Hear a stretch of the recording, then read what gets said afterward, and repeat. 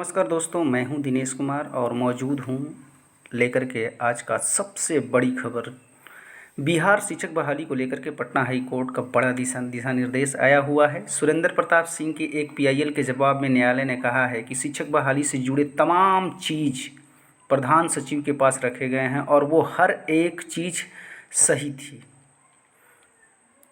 सचिव के पास रखे तमाम साक्ष्य ने यह जो है दर्शा दिया है कि शिक्षक बहाली की प्रक्रिया यदि 3 महीने के अंदर वो आपकी बात कंसीडर नहीं करते हैं तो न्यायालय एक्शन लेगी, क्योंकि बहाली का तमाम बातें पॉजिटिव है और सही है। और हम लोग तो शुरू से कहते आ रहे हैं कि हम लोग जो जिस मुद्दे पे लड़ रहे हैं वो एकदम सत्य है, किसी भी प्रकार का कोई उसमें त्रुटि नहीं है। जो सरकार हमारे लिए दिशा निर्देश जारी की थी, जो हमारे लिए नोटिफिकेशन दिया था, हम उसी के आधार पे फॉर्म फिलअप करके आप ही के दिशा निर्देशों का पालन करके मेरिट लिस्ट में आए हैं। वहीं स्टेट 19 वाला जो मुद्दा है, उस मुद्दे पर पटना हाई कोर्ट के वरिष्ठ वकील सुरेंद्र प्रताप सिंह का कहना है कि नोटिफिकेशन में नॉन मेरिट शब्द का प्रयोग ही नहीं है, तो नियोजन सिर्फ मेरिट वाले को ही होना चाहिए। बात सही है और इसी के लिए हम लोग तो लड़ाई लड़ रहे हैं। हमारे आलोक सर और अनिल सर दिन रात एक करके मेहनत कर रहे हैं, हम उनका सपोर्ट कर रहे हैं और करते भी रहेंगे, क्योंकि वो लोग सत्य के रास्ते पर हैं और निश्चित तौर से हम मेरिट वालों की जीत होगी, ये कन्फर्म मान लीजिए।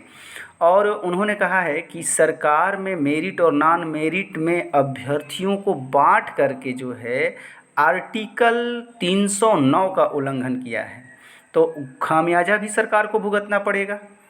आज के युवा पढ़े लिखे हैं, अनपढ़ तो हैं नहीं। अब हम दिखाएंगे आपको कि हम युवाओं में कितना दम है, समझ लीजिएगा। शिक्षा मंत्री जी सुधर जाइए, ढंग से रहिए और कायदा से जो है बहाली करा दीजिए। देश का पढ़ा लिखा युवा जो है सड़क पर है। कल भी हम लोग आंदोलन में थे, आज भी हम लोग परेशान हो रहे हैं। युवाओं को आप तंग कर रहे हैं। बार बार अनिल सर के द्वारा आपको बताया जा रहा है, चेताया जा रहा है। और मुख्यमंत्री महोदय, आप भी थोड़ा ध्यान देंगे। न्यायालय की फैसला जो है हमेशा जो है सत्य के साथ होता है और आप भी सत्य का साथ दीजिए, नहीं तो आपकी साख में तो खाक लगी रहा है। ठीक है, तो 309 का उल्लंघन किया जा रहा है, नहीं हो तो बेहतर है सरकार इस पर जो है अच्छा कदम उठाए, सही और साफ़ सुथरी बहाली को पूर्ण कर दिया जाए। स्टेट 19 का मामला जो है किसी भी प्रकार के कोई भी चरण से इसका लेना देना नहीं है, इसलिए इसको 7वें और 7वें से बढ़ाकर 8वें, 8वें से 9वें, ऐसे तो आप बढ़ाते जाइएगा, कोई ठीक नहीं है। तो चरण से कोई मतलब ही नहीं था। आपने इस बहाली को फंसाने का भरपूर कोशिश किया है, हम उसी का विरोध कर रहे हैं। हम अपना हक मान रहे हैं, आपसे कोई खैरात नहीं मांग रहे हैं। आप हमें हमारा हक दे दीजिए। मतलब स्टेट 19 का जो मामला है उसको मेरिट और नॉन मेरिट में मत बांटिए। नॉन मेरिट का कोई बात ही नहीं है, उसमें मेरिट की बात हो गई है। डिसेंडिंग आर्डर के मेरिट की बात हुई थी, उसी प्रकार मेरिट भी बना है। तो आप हम लोगों को जल्द से जल्द नियुक्ति दिलाइए। अभ्यर्थियों को बांट करके अभ्यर्थियों में लड़ाई मत लगवाइए और अपना जो है आप जो है चाल चल करके हम युवाओं को लड़ा करके अपना राजनीति का रोटी जो है सेंक रहे हैं, ये अच्छी बात नहीं है। युवा है, सब समझती है। आप थोड़ा इस पर ध्यान दीजिए, नहीं तो आगे आने वाले समय में हो सकता है कि ये आपके लिए सही ना हो। तो हम यही चाहेंगे कि किसी भी प्रकार से किसी को हानि ना हो और साफ़ सुथरी जो है छवि का परिचय देते हुए ये स्टेट 19 का मामला शार्ट आउट करके मेरिट लिस्ट में जितने लोग हैं सबको नियुक्ति दे दिए। इसके बाद जो सीट वैकेंट रह जाती है, जो सीट खाली हो जाती है, आप उसके हिसाब से ले लीजिए। अब तो हाई कोर्ट ने भी आपको खरी खरी सुना रही है, सुनाया जा रहा है हाई कोर्ट के द्वारा भी, फिर भी आपको आपके कान पे जूं नहीं रेंग रही है। चौधरी साहब, आप थोड़ा ध्यान दीजिए, इधर उधर का जो है वार्तालाप ज़्यादा मत करिए, हम लोगों को तंग मत करिए। हम लोग युवा हैं, हम लोग बिहार के भविष्य हैं और हमारे ही कंधे पे बिहार का पूरा दारोमदार है। ये नौनिहालों को हम लोग शिक्षित करना चाहते हैं, सही रास्ता दिखाना चाहते हैं।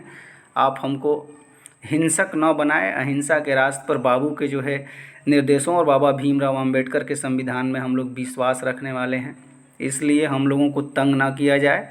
कृपा करके इस बहाली को सही और सुनिश्चित दिशा दिया जाए। नियोजन इकाई में भटकाने की भी कोशिश ना की जाए, जैसा कि ये हाई कोर्ट का जो है निर्देश है, इसमें जो है संदेश दिया गया है कि नियोजन इकाई में बहुत सारा भ्रष्टाचार है। अभी मंत्री जी के पास एक रोते हुए बिलखते हुए 6-7 लाख रुपया लेने की बात हुई थी, वो कैंडिडेट रो रहा था, किसी गलत व्यक्ति को पैसा दे दिया था। इससे साफ जाहिर है कि जो है नियोजन इकाई में धांधली हो रही है और लोग बहुत परेशान हो रहे हैं। कृपया करके परेशान न किया जाए, प्लीज़ आपसे निवेदन है कि इस बहाली को सही और साफ़ सुथरी कर दिया जाए।